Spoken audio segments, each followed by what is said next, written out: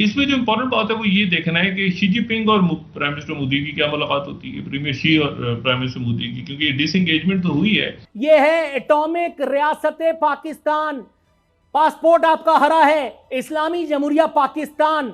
दुनिया भर से भीख मांगने में हम इस वक्त लगे हुए हैं, दुनिया भर से हम भीख मांगने में लगे हुए। आज ये तैयार आ गया, वो तैयार आ गया। पैसे का कोई रिलीजन नहीं होता, हम हर कंट्री का जो कैश है वो एक्सेप्ट करते हैं। आप डॉलर में दे दीजिए, आप किसी और करेंसी में हमें दे दीजिए, जो मर्जी दे दीजिए। यहां सैलाब मुतासरीन में अमवात का सिलसिला जारी है, बीमारियां फैल रही हैं। अब इसी सारे इशू में यहीं पर जब ये सारे रीजनल और इंटरनेशनल इवेंट्स हो रहे हैं, यहां पर पाकिस्तान में अदम इस्तेकाम सियासी बढ़ता जाएगा। ना कोई डॉलर के ऊपर आपकी नजर है, ना मईशत पे नजर है, और सबसे बड़ा जो मसला हो गया वो आपके माशरे के अंदर जो इश्यूज खड़े हो गए हैं। लेकिन मसला ये है सारा कि इससे मुल्क रुका हुआ है। मेरा जो कंसर्न बार बार है कि वो मुल्क रुका हुआ है, और खास तौर पे जो आपके रीजनल इश्यूज हैं और आपके जो सिक्योरिटी के मामलात हैं और आपकी जो इकोनॉमी है, और आपने जो बड़े फैसले करने हैं, जो मैं बार बार जिस तरफ इशारा कर रहा होता हूँ कि ये अब देखें आपके नए ब्लॉक्स जन्म ले रहे हैं, आपने ऑयल कैसे लेना है, गंदम कैसे कहाँ से आएगी, गैस के कहाँ से होंगे मामलात आपके तय, कैसे आपने अपनी नेक्स्ट जनरेशन, तो ये जो सारी चीजें ये तो चली गई हैं सारी साइड पे जी। और कितनी बड़ी बदकिस्मती है कि आप कोविड से निकल के आने के बाद आप एक पॉलिटिकल टर्मोइल में चला गया मुल्क। हमारी डायरेक्शन क्या है और हम क्या बदलना भी चाहते हैं या इसी तरीके से सारा सिस्टम चलाते रहें? नहीं, हम कुछ नहीं चाहते, हम इसमें से कोई बात नहीं चाहते, हम सिर्फ अय्याशी की जिंदगी चाहते हैं। हम चाहते हैं कभी हमें अमेरिका पैसे दे दे, कभी हमें कोई दूसरी कंट्री पैसे दे दे। और आजकल क्योंकि भारत में भी बड़ा एक शोर मचा हुआ है कि जी 5th इकोनॉमी उनकी पहुंच गई है 5th नंबर पे, तो हम चाह रहे थोड़े बहुत वहां से भी आ जाए, हमें काम ना करना पड़े, हमें कोई मेहनत ना करनी पड़े, और उसके बाद वो पैसा हमें इधर उधर से मिल जाए और हमारे लिए आसानी भी पैदा हो जाती है।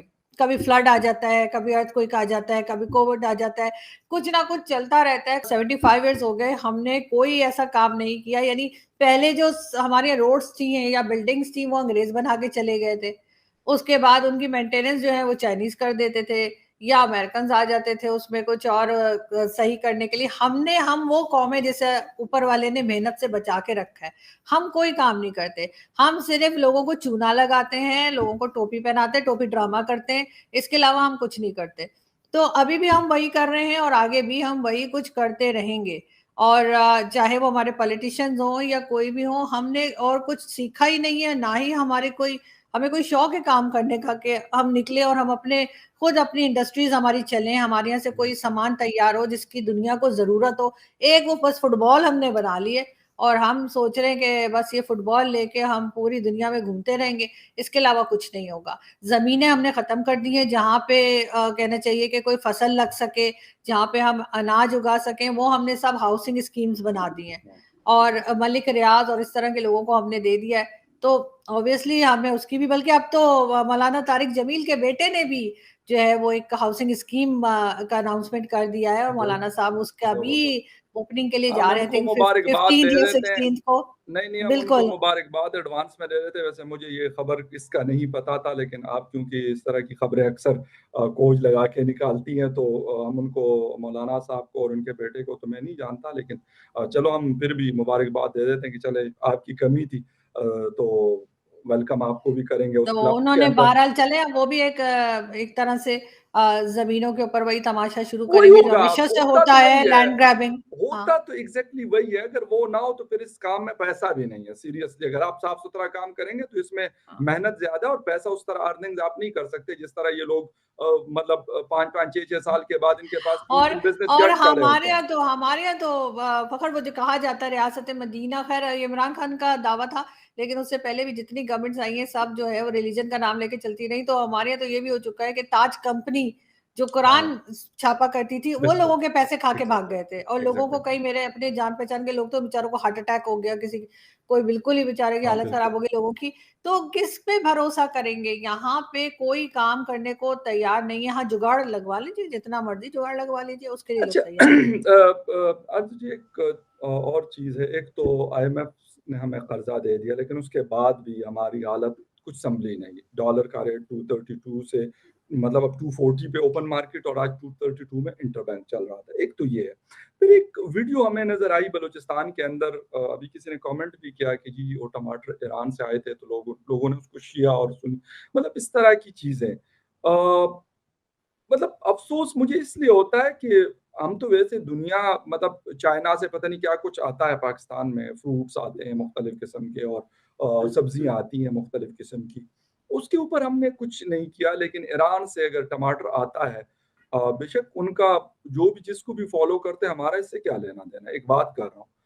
फिर हालांकि मैंने जो थोड़ा सा उसका पता किया था तो कहते हैं कि वो मसला शायद कुछ और था, लेकिन कुछ लोग कहते हैं कि नहीं जी यही मसला था, कि वो कहते हैं कि ईरान का टमाटर हमने नहीं खाना क्योंकि वो एक शिया पॉपुलेटेड कंट्री है। So what.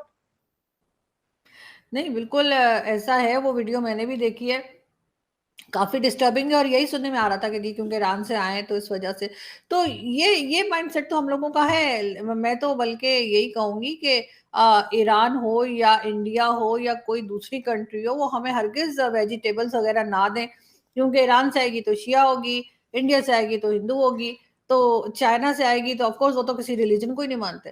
तो बेहतर ये है कि आप सब लोग हमें कैश दे दीजिए। और पैसे का कोई रिलीजन नहीं होता, हम हर कंट्री का जो कैश है वो एक्सेप्ट करते हैं। आप डॉलर में दे दीजिए, आप किसी और करेंसी में हमें दे दीजिए, जो मर्जी दे दीजिए। उसके बाद वो हमारी मर्जी है, हमारी गवर्नमेंट की मर्जी है कि वो कहाँ से आलू और कहाँ से टमाटर लेती है। तो मेरा ख्याल है इससे ये प्रॉब्लम सॉल्व हो जाएगा, वरना फिर यही होता रहेगा कि कभी हम टमाटर फेंक रहे होंगे, कभी हम आलू फेंक रहे होंगे, कभी कुछ चीज को तबाह कर रहे होंगे, और शर्म हमें आती नहीं है कि जो लोग वहां पे फ्लड में है फंसे हुए, जिनके पास खाने को नहीं है, आप बजाय उनको कुछ पहुंचाने के, जो सामान आया है उसका कोई भी रीजन हो, अगर उसका ये ईरान वाला फैक्टर जैसे आप कह रहे हैं कि कुछ लोग कह रहे हैं कोई और बात है, कोई भी बात हो फखर, लेकिन किसी भी रिलीजन में इस तरह से खाने पीने की चीजों को जमीन पे फेंका नहीं जाता, खाने पीने की चीजों को इस तरह से जाया नहीं किया जाता, उसकी चाहे जो मर्जी रीजन ने। मैं इस चीज को बिल्कुल एक्सेप्ट नहीं करती कि आपने क्योंकि कुछ और रीजन था, किसी और ने कोई स्मगलिंग कर दी थी या वट एवर द रीजन। पुल खुमेरी, ये कोई जगह है हाँ, हाँ, अफगानिस्तान में, ठीक, है इस तरह की कोई जगह? जी, पुल खुमेरी में एक गधा जो था वो मस्जिद में दाखिल हो गया, ठीक, और उसके दाखिल होने पर नमाजियों ने फायरिंग करके उस गधे को मार दिया। जब गधे के मालिक को पता लगा तो उसने मस्जिद में आके 13 नमाजियों को मार दिया। जब उसने उन 13 नमाजियों को मार दिया तो जो जवाब में नमाजियों के रिश्तेदार थे, उन्होंने उस गधे के मालिक के गांव में जाके ऑलमोस्ट 33 लोगों को मार दिया।